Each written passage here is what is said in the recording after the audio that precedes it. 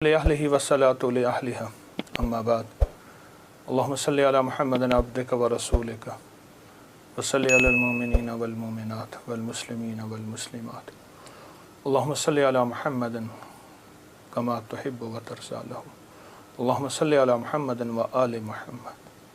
ہے آج بھی زمانے میں چرچا حسین کا، ہے آج بھی زمانے میں چرچا حسین کا، چلتا ہے ساری دنیا میں سکہ حسین کا. بھارت میں گر وہ آتا تو بھگوان کہتے ہم، بھارت میں گر وہ آتا تو بھگوان کہتے ہم. ہر ہندو وہ بیٹھ کے سورۃ کل ہو اللہ پڑھاتے ہیں ان کے، ہر ہندو نام پوجا میں جپتا حسین کا. راون کی طرح مٹ گیا دنیا سے تو یزید، لیکن دلوں پہ آج بھی ہے قبضہ حسین کا. سر اپنا جو پٹکتی ہے پیاسوں کی یاد میں، لیتی ہے نام گنگا و جمنا حسین کا. جے سنگھ پناہ مانگے گی مجھ سے چتا کی آگ، جے سنگھ پناہ مانگے گی مجھ سے چتا کی آگ. مر ہندو ہوں میں ہندو ہوں مگر ہوں شیدا حسین کا. ہے آج بھی زمانے میں چرچا حسین کا. ایک ہندو کا اظہار عقیدت ہے اس کے مذہب کے مطابق، اس کے ایمان اور اس کے عقیدے کے مطابق.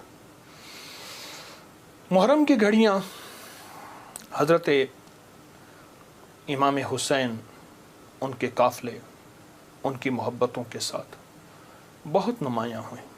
لیکن اگر محرم کو ہم ازل سے دیکھیں تو حضرت آدم علیہ السلام زمین پہ جو تشریف لائے محرم کے مہینے میں آئے. نوح علیہ السلام کو جو کشتی میں کنارہ ملا محرم کے مہینے میں ملا، اور لوط علیہ السلام کی قوم کو آخر کار ان میں سے جتنے لوگوں نے توبہ کی محرم کے مہینے میں. ابراہیم علیہ السلام کو آگ سے نجات محرم.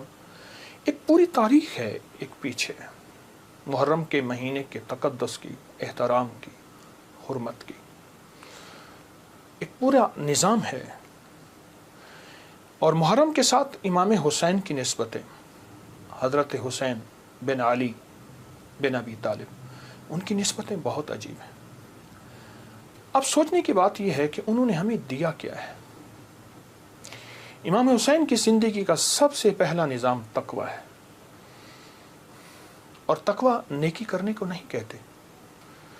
کسی نے حضرت عباس رسول اللہ صلی اللہ تعالی وسلم کے چچا، ان کے بیٹے حضرت عبداللہ بن عباس سے پوچھا تقوی کس چیز کا نام ہے؟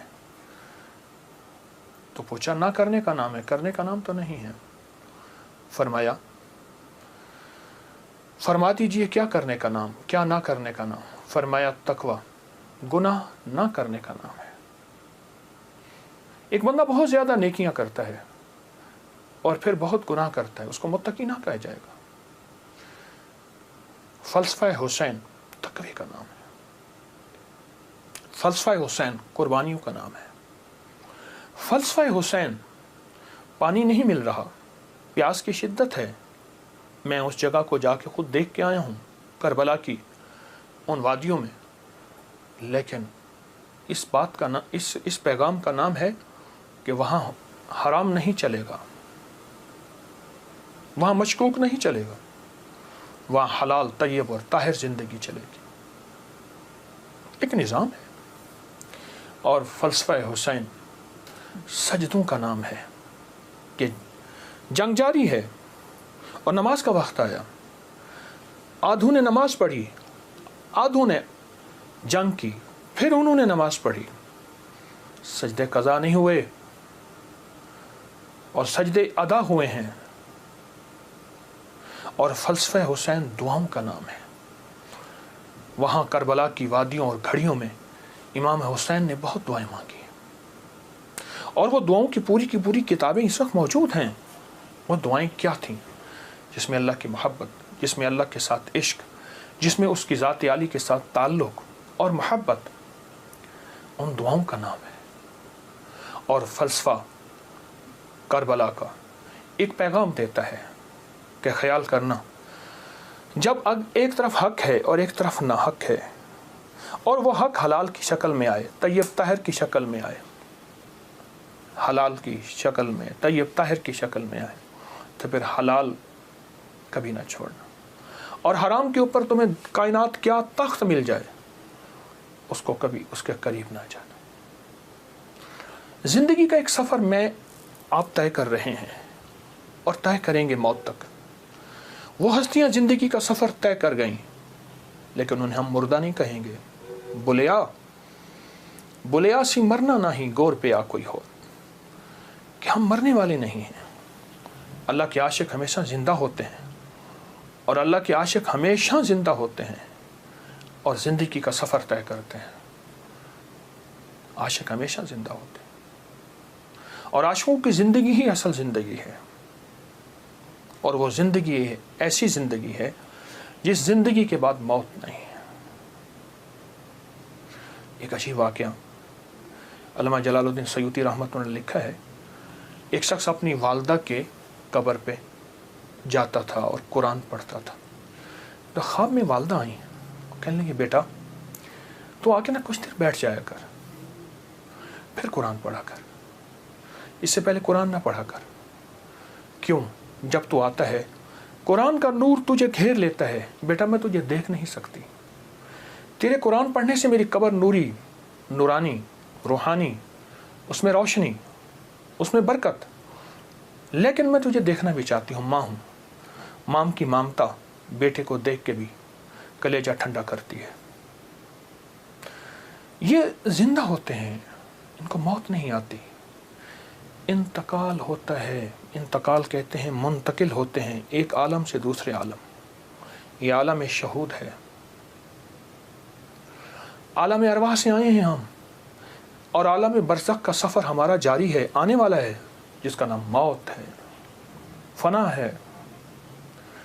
ان ہستیوں نے ہمیں ایک پیغام دیا، ان ہستیوں نے ہمیں ایک زندگی کا سبق دیا کہ کبھی بھی زندگی میں اگر یہ نظام آ جائے تو پھر حلال اور حرام کی پہچان کرنی ہے، پھر حق اور ناحق کی پہچان کرنی ہے، اور حلال اور حرام میں اگر کنبا جا رہا اور معصوم بچے جا رہے، اور پھر یہ نہیں دیکھنا کہ کون جا رہا، پھر دیکھنا یہ ہے کہ اللہ کی راہیں سچی راہیں کون ہیں اور کہاں ہیں اور کیسے ہیں۔ امام حسین کی زندگی میں اور ان کا جتنا بھی قافلہ تھا، ان کی زندگی میں کچھ وظائف بھی ملتے ہیں جو میں لوگوں کو بہت بتاتا ہوں، اور اس سے بہت فائدہ ہوتا ہے اور اس سے بہت نفع ہوتا ہے۔ ایک عمل دیتا ہوں، بہت زندگی میں کام آئے گا، ان مبارک گھڑیوں کے حوالے سے ایک عمل دیتا ہوں اور اس سے بہت فائدہ ہوگا۔ وہ عمل یہ ہے کہ آپ 2 تسبیح سورۃ فاتحہ کی پڑھیں، اول آخر 3 دفعہ درود شریف، اور درست سورۃ فاتحہ کی 2 تسبیح پڑھ کے اور اس کا ہدیہ حضور کے گھرانے کو ہدیہ کریں، اور اگر چاہیں تو 2 تسبیح سورۃ اخلاص کی پڑھ لیں، 2 تسبیح سورۃ اخلاص کی، اور اس کا ثواب حضور کے گھرانے کو ہدیہ کریں۔ اور یہ سورۃ اخلاص کا پڑھا ہوا ہدیہ اللہ کی رحمت سے نوروں میں، برکتوں میں اور اللہ کی رحمتوں میں پہنچتا ہے 100%، اور حضور کے گھرانے کو ہدیہ کریں۔ اور حضور کے گھرانے میں حضور کی بیویاں، بیٹیاں، داماد، نواسے، نواسیاں، یہ حضور کا گھرانہ ہے، اور اس حضور کے گھرانے میں یہ حسینی قافلہ بھی حضور کا گھرانہ ہے۔ ان کو ہدیہ کریں حضور کے گھرانے کو، اور جو مراد مانگے اللہ عطا کرتا ہے، اور یہ مسلسل عمل کرتے رہیں۔ آپ دن کے کسی وقت صبح شام 2 تسبیح سورۃ اخلاص پڑھ لیں، ہر دفعہ بسم اللہ الرحمن الرحیم 7 پڑھیں، اور اول آخر درود پاک پڑھیں، اور پھر یہ تسبیح آپ ان کی خدمت میں ہدیہ کر دیں۔ آپ کا کوئی مسئلہ ہے، آپ کی کوئی مشکل ہے، آپ کی کوئی پریشانی اور ناممکن ہے، اس مسئلے، مشکل اور پریشانی میں یقیناً آپ کے لیے خیر کی، برکتوں کی اور رحمتوں کی اور خوشیاں خوشحالوں کی راہیں کھلیں گی۔ بے اولاد ہیں، بے گھر ہیں، بے در ہیں، درد مند ہیں، مریض ہیں، کوئی افاقہ نہیں ہو رہا، جادو، جنات، اثرات، بندشیں، ناکامیاں، مشکلات، راستے بند ہیں، کوئی زندگی کی مشکل ہے جہاں آپ کہتے ہیں کہ بس ہم ٹھہر گئے ہیں اور اس کا حل صرف موت ہے، اس کے علاوہ کوئی راستہ نہیں، تو آپ بہت زیادہ حیرت انگیز یہ وظیفہ اور بہت حیرت انگیز یہ تجربہ پائیں گے اور اس کی برکات پائیں گے۔ چند دن چند ہفتے زندگی میں اس کو شامل کریں۔ میرا تو مشورہ تھا کہ ساری زندگی اس کو اپنی زندگی میں شامل کر لیں، ساری زندگی اس کو اپنی زندگی میں شامل کر لیں۔ آپ گمان نہیں کر سکتے کہ آپ کو اس کا نتیجہ، اس کا رزلٹ کیا ملے گا، گمان نہیں کر سکتے، آپ سوچ نہیں سکتے اس کی خیریں آپ کو کیا ملیں گے، اس کی برکتیں آپ کو کیا ملیں گی۔ میرے پاس اتنے تنگ دست اور پریشان لوگ آئے جو زندگی کی بازیاں ہار چکے تھے اور جو خدا نخواستہ خودکشی کا سوچتے تھے اور برے برے خیال آتے تھے۔ میں نے انہیں کہا کہ 2 تسبیح صبح 2 تسبیح شام پڑھ لو، اگر صبح شام پڑھ لیں تاثیر بڑھ جائے گی۔ اور ہاں، ایک چیز اور بھی عرض کروں گا اس شہادت حسین کی نسبت سے، قافلہ حسینی کی برکات کی نسبت سے ایک چیز اور بھی عرض کروں گا۔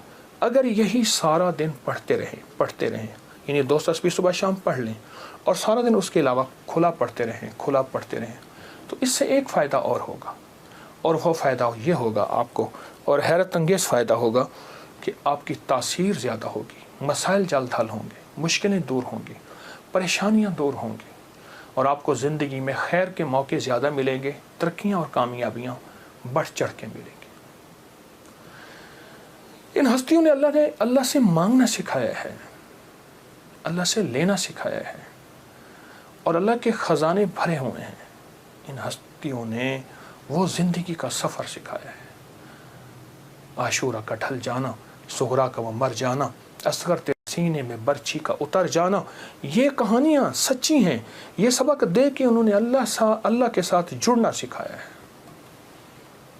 اللہ کے ساتھ جڑنا سکھایا ہے، اور وہ ایک پیغام دے کر گئے ہیں کہ خیال کرنا، گردش ایام جو بھی آئے، عروج ہو یا زوال ہو، موسم موافق ہو یا ناموافق ہو، زندگی کے سفر میں اللہ کو نہیں چھوڑنا، اور اس کے راستے نہیں چھوڑنے، اور اس کی سچی راہیں نہیں چھوڑنی، اور وہ سچی منزل نہیں چھوڑنی۔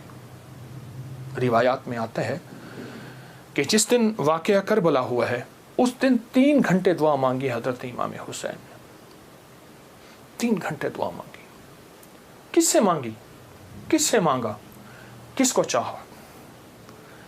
مانگنا ہے، رونا ہے، گڑ گڑانا ہے۔ ایک نفل بتاتا ہوں، وہ بہت کمال نفل ہیں۔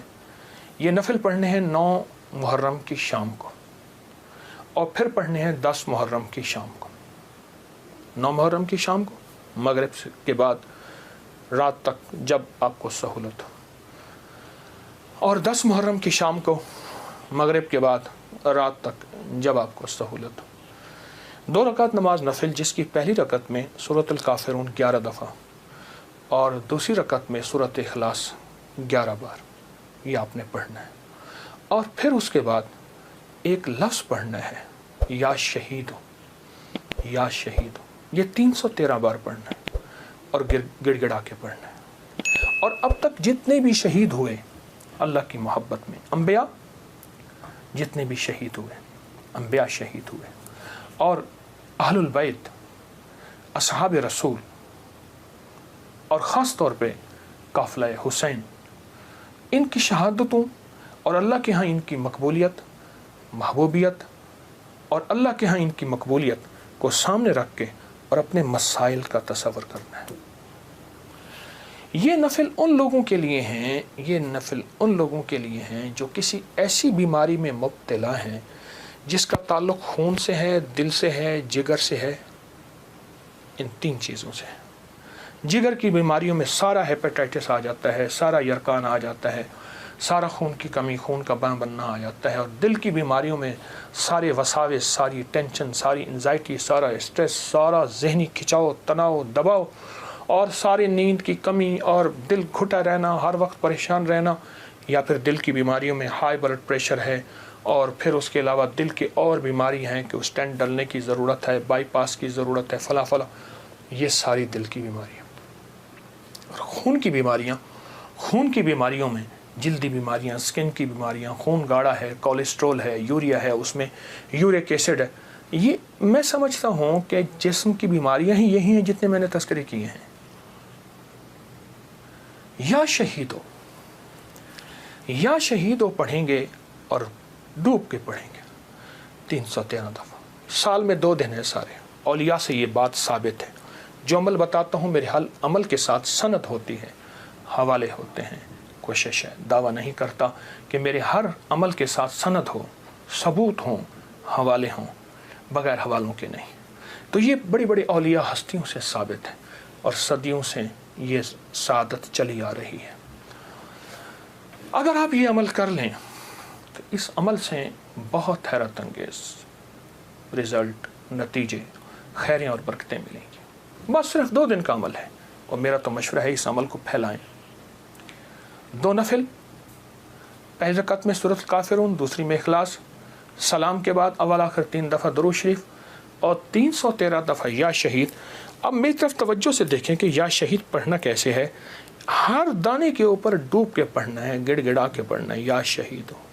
اور انبیاء کی شہادت، سارے انبیاء کی شہادت، اور میرے حضور کے صحابہ کے غزوات کی شہادتیں، جتنے غزوات ہوئے ان سب کی شہادتیں، اور آل رسول کی شہادتیں، اور اس کے بعد جتنے بھی اولیاء، صلحاء، اور جتنے بھی اللہ کی راہوں میں شہید ہونے والے، ان کی شہادتیں۔ فرمایا قیامت کا دن ہوگا، شہید کے ہاتھ پہ اس کا سر ہوگا، اور اس سے خون ٹپک رہا ہوگا، اور اللہ جل شانہ پوچھیں گے میرے بندے تو کیا لایا؟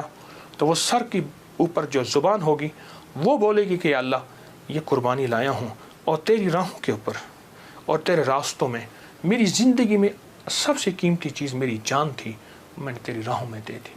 اللہ فرمائیں گے فرشتوں کیا تم گواہ ہو؟ میں ہاں یا اللہ ہم گواہ ہیں۔ فرمایا تم سچ کہتے ہو، لے جاؤ، اور جنت کے سارے دروازے پکاریں گے آپ ہماری طرف آئیں، آپ ہمارے پاس آئیں، اور فرمایا وہ مہکتے چہکتے جنت میں داخل ہوں گے۔ شہداء کی اللہ کے ہاں بہت قیمت ہے، شہداء کی قیمت ہے۔ تو آپ جب یہ عمل کریں گے، اس عمل کے ساتھ ایک حیرت انگیز برکتیں ان کی مل جائیں گی، سعادتیں مل جائیں گی۔ اور میں بعض شہداء ایسے ہیں جو قیامت کے دن اکیلے نہیں جائیں گے، وہ ساتھ لے کے جائیں گے۔ حاجی سفارش کرے گا، حدیث میں آتا ہے، مفہوم ہے۔ حافظ قرآن عامل بعامل سفارش کرے گا، آقا کا فرمان ہے صلی اللہ تعالی علیہ وسلم کا، اور شہید سفارش کرے گا، اور بھی بہت سے لوگ سفارش کریں گے۔ تو اس عمل کے کرنے والا شہداء کے ساتھ نسبتیں پاتا ہے، اور اس عمل کے کرنے والے کے تعلق شہداء کے ساتھ ہے۔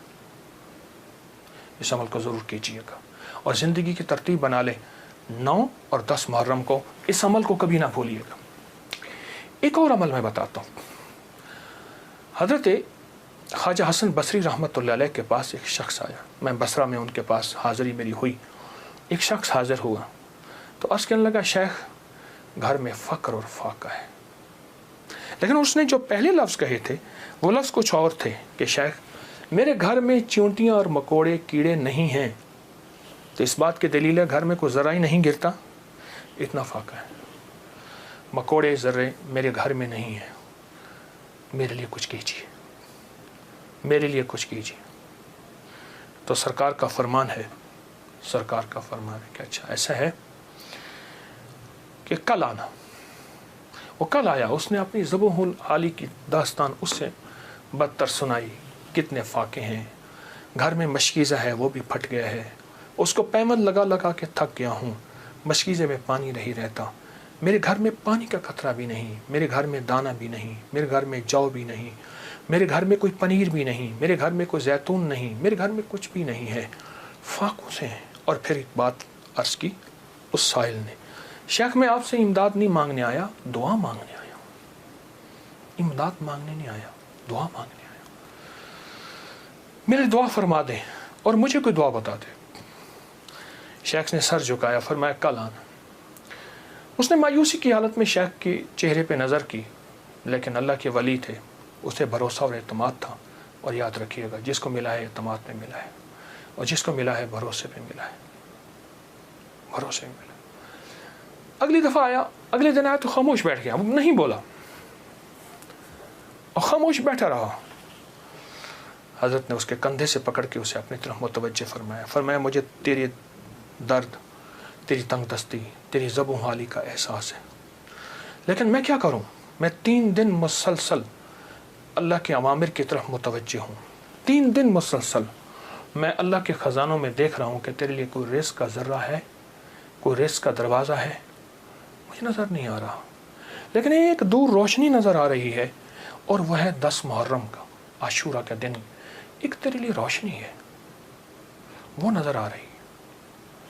اگر تو اس پہ مطمئن ہوتا ہے تو پھر تیری 10 نسلوں کے لیے رزق کے دروازے ہیں۔ اور فرمایا، سینے پہ ہاتھ رکھ کے فرمایا، حسن اس بات کا اللہ کی رحمت سے گواہی دیتا ہے کہ تیری 10 نسلوں میں رزق، وسعت، برکت کے دروازے۔ جب اس نے 10 نسلوں کی بات سنی، اس کا سانس میں سانس حوصلہ آیا، اور وہ بیچارہ جو مایوسیوں میں چلا گیا تھا، اس کے اندر کچھ جان اور رمق آئی، تو کہنے لگا، حضور آپ فرمائیں میں کیا کروں؟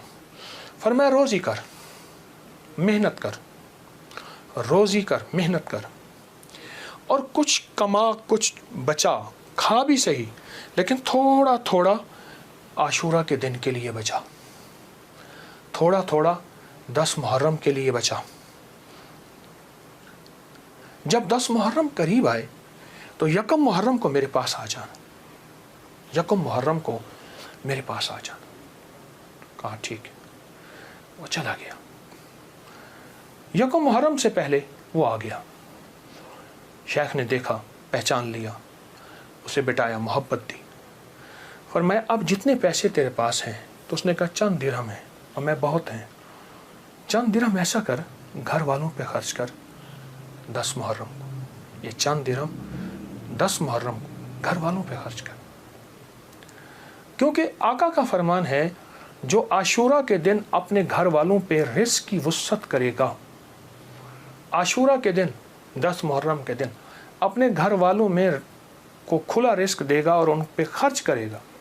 ایک روایت میں ہے کھلا، مفہوم عرض کر رہا ہوں، ایک میں ہے خرچ، جتنا توفیق ہو خرچ کرے گا، تو اللہ جل شانہ اس کی نسلوں کو فقر فاقے سے بچائیں گے، اور اللہ اس سے راضی ہوں گے، اور اس کے لیے جنت کے وعدے ہیں۔ آپ نے اسے وعدے سنائے اور وہ چلا گیا۔